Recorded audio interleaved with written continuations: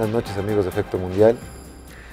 A partir de esta fecha iniciaremos una serie de programas con los encargados de asuntos internacionales de los candidatos a la presidencia de la República, con el objeto de conocer de primera mano y más a fondo, a veces lo que las campañas no permiten a los propios candidatos expresar, sea por cuestiones de tiempo o de foros o de la temática misma que los involucra en las campañas, pero con sus expertos y con sus encargados de asuntos internacionales respectivamente, podremos profundizar en lo que es el pensamiento, las acciones, las prioridades, los objetivos de política exterior de cada uno de los candidatos a la presidencia de la República. Y tengo el gran gusto de que iniciemos esta serie con mi amigo el embajador Jorge Eduardo Navarrete. Muy buenas noches, Jorge Eduardo. Buenas noches, encantado de estar por aquí.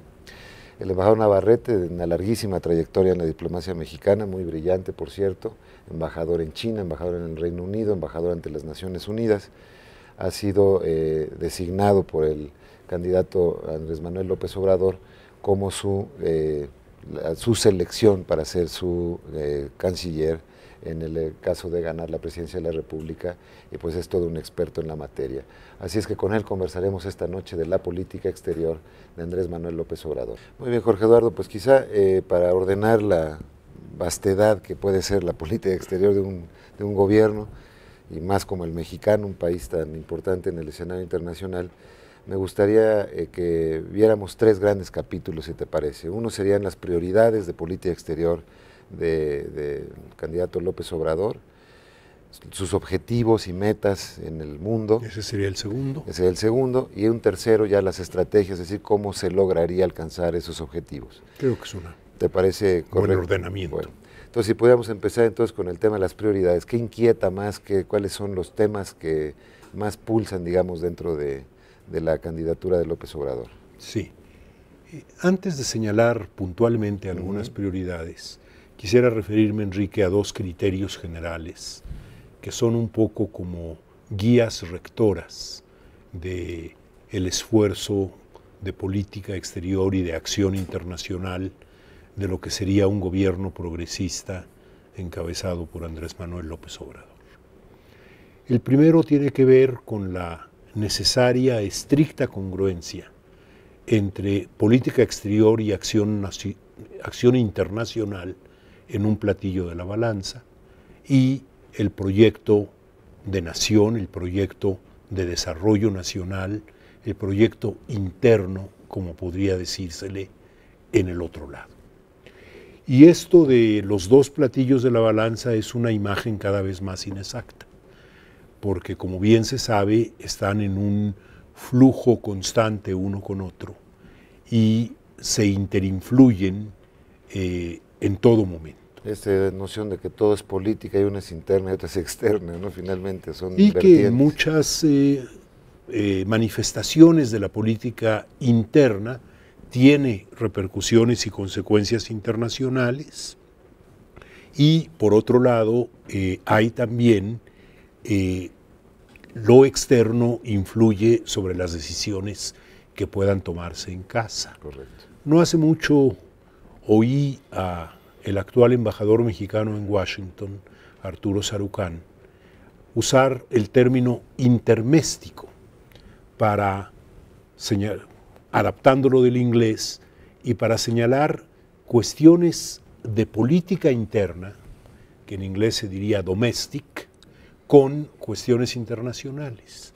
Entonces decía que cada vez más todos los países enfrentan cuestiones intermésticas. Y creo que tiene razón. En efecto, hay cuestiones que ya no pueden situarse a los dos lados de una frontera que antes era muy clara y muy nítida. Y el segundo elemento general, además del ya señalado de la congruencia, que me gustaría subrayar, es el relativo a la cada vez mayor influencia de los temas internacionales en el acontecer y en las opciones nacionales de México.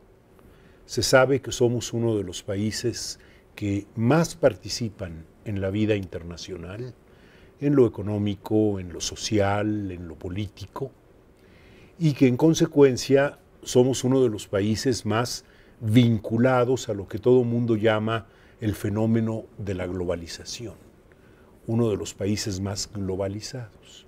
Carlos Fuentes decía un poco en broma que para nosotros globalización es americanización vis-a-vis Estados Unidos, y que en efecto muchos de los fenómenos que para otros países se dan en el conjunto del planeta, en nuestro caso suelen concentrarse en buena medida en nuestro gran vecino del norte, pero eso se podrá tocar después. Lo que quiero subrayar ahora es que se reconoce esta cada vez mayor influencia de lo externo en las opciones, en las posibilidades de lo que puede hacerse en el país. Es decir, a veces actúan como estímulo, a veces actúan como restricción. Y hay que estar muy claros respecto de cómo poder manejarlos en el mejor sentido. Prioridades. Una inicial y muy clara es también un ejemplo de una cuestión interna con derivación internacional, porque es la preocupación central por la situación de las comunidades mexicanas fuera de México.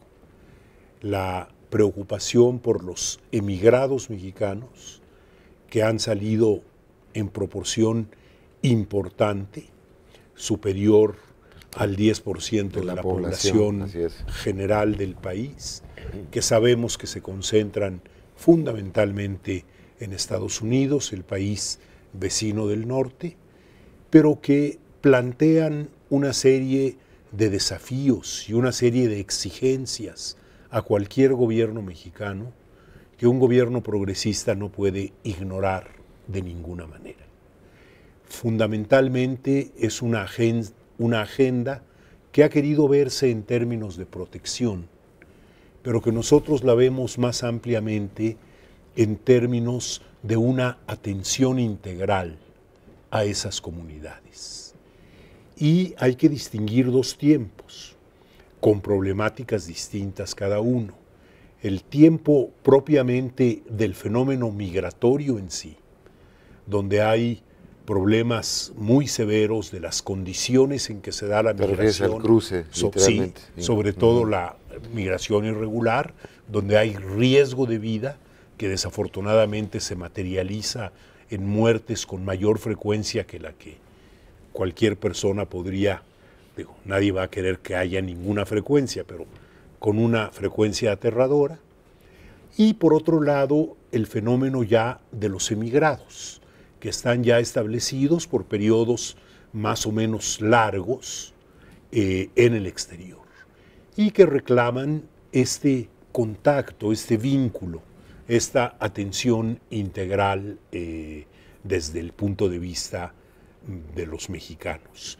Incluso cuando adquieren una nacionalidad adicional a la mexicana, que ahora pueden conservar al tomar alguna otra, si así lo desean, deben seguir siendo motivo de nuestra preocupación y de nuestra atención. Una segunda prioridad importante es buscar un mejor balance, un mejor equilibrio en el conjunto de las relaciones internacionales de México y en las orientaciones fundamentales de la política exterior. Como bien lo saben, un tema de diversificación estaríamos hablando. Un tema de diversificación, pero más allá del concepto tradicional de diversificación que suele referirse solo a la relación comercial o principalmente a la relación comercial. En un enfoque mucho más amplio, un tema de rebalancear, de reequilibrar, si se prefiere, este conjunto de relaciones. Es evidente que países como Finlandia o como Turquía, vecinos directos de la antigua Unión Soviética y ahora de la Federación Rusa, países alrededor de Brasil, en América del Sur, viven experiencias similares a la mexicana respecto de ser el vecino inmediato de otro mucho mayor y más poderoso. Lo que significa para usar el lugar común más socorrido en este caso, riesgos y oportunidades. Pierre-Elliott Trudeau decía que Canadá y México comparten la situación de dormir junto a un elefante amigable, pero cuando en el sueño el elefante se empieza a mover, pues no ya lo de amigable puede perder cierta importancia. A veces hasta sin hacerlo a propósito. Sin proponérselo. Entonces, eso nos ha llevado a una concentración excesiva, que de alguna manera en los últimos decenios, sobre todo a partir de la firma del TLCAN, al que yo normalmente me refiero como NAFTA, porque se pronuncia más fácilmente, se ha acentuado. El Tratado de Libre Comercio ha hecho más estrecha, más pesada, de mayor ponderación, la relación con Estados Unidos, en menor medida con el otro país de América del Norte, con Canadá, y un poco ha desdibujado varias otras relaciones. Entonces, una segunda prioridad sería esta.